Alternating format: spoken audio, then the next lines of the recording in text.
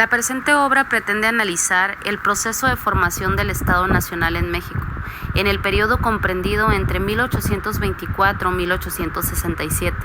Desde muchos puntos de vista se trata de un periodo de capital importancia en la historia del país, un tramo que se caracteriza por la permanente inestabilidad política.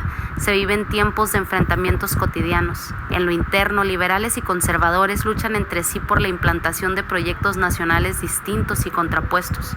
En lo externo, México es terreno disputado por potencias extranjeras que mediante la intervención militar buscan ocupar el espacio dejado por España para establecer su dominio imperial.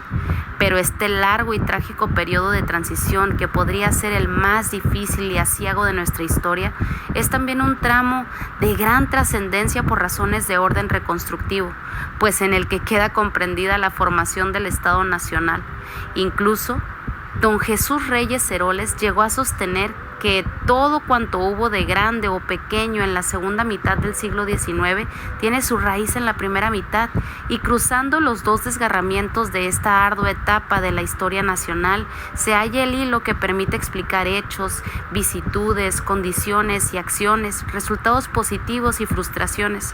El trabajo contiene 3 capítulos sustantivos y uno más destinado a las conclusiones generales.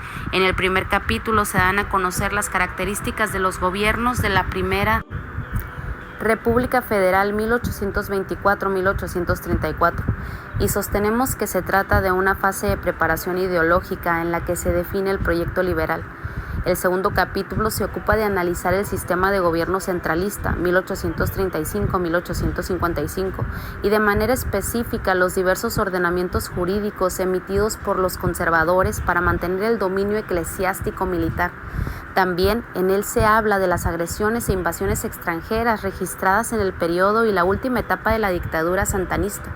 En lo sustantivo, se trata de la fase de gestación de la nueva estructura económica, en la que se adhiere por interés los propietarios laicos al proyecto ideológico liberal. El tercer capítulo estudia el periodo que se inicia con la Revolución de Ayutla y la culmina con el triunfo de la República sobre el Imperio, 1856-1867. Se refiere a la fase de las transformaciones políticas que dieron lugar a la formación del Estado Nacional. En cuanto al planteamiento del problema, en primer término y sin pretender discutir las diversas concepciones que prevalecen al respecto, entendemos al Estado como la organización política que refleja las necesidades, intereses e ideologías de la clase económicamente dominante en un proceso histórico determinado.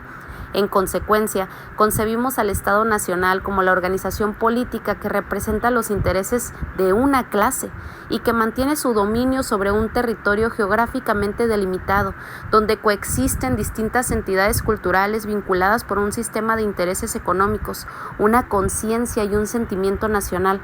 En el caso específico de México, buscamos demostrar que la constitución de su Estado Nacional durante el periodo 1824-1867 solamente podía lograrse en la medida que existiera un fuerte grupo de intereses económicos capaz de proporcionar el fundamento objetivo para la unidad nacional y, con base en ello, formar la nueva estructura jurídico-política. También sostenemos que esta condición básica tenía necesariamente que ir acompañada de un proyecto ideológico liberal y de un programa de transformaciones políticas. En otras palabras, buscamos dar respuesta a las siguientes interpretaciones. ¿Cuándo y en qué circunstancias se delinea el proyecto ideológico liberal? ¿En qué momento aparecen las condiciones económicas concretas que hicieron posible la formación de la superestructura jurídico-política? ¿Y cómo, al calor de las luchas en la guerra de reforma, se ponen en práctica las principales transformaciones políticas que dan lugar a la constitución del Estado Nacional en México? Por último, en el trabajo, queda explicitado que mientras no se definan y entrelacen estos elementos, se presentan tensiones y contradicciones propias de un periodo de transición, durante el cual predomina el enfrentamiento de fracciones, el militarismo y el desorden en la vida pública, todo lo cual dio cabida o facilitó el expansionismo y la agresión extranjera.